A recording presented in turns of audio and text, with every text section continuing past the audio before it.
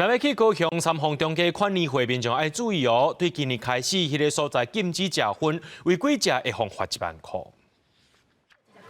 咱的民众哦，只要来到三丰中街买物件，行入的这条红线吼，就袂使去食薰啊。即摆来三丰中街款年会人未少，不过对今年的正月初一起，三丰中街是全面禁止食薰，这嘛是高雄市第一个全面禁薰的商圈。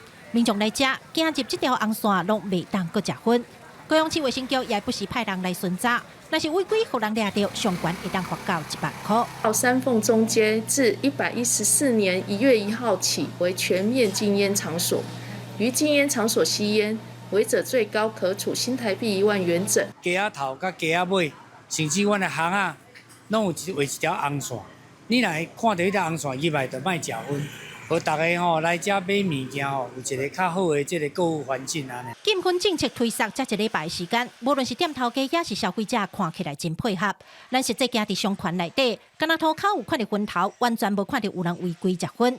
对面原地食薰的民众，甲薰头锯掉，才行入红线区，现场空气无臭薰味。过去来到这边的时候呢，我觉得一来就闻到很臭的烟味，让人非常不舒服。可是刚我进来的时候呢，我没有闻到任何烟味，然后闻到的是食物的香气，让我觉得还走起来蛮愉悦的。较无迄个迄味啊，乌多摆做的是慢意味啦。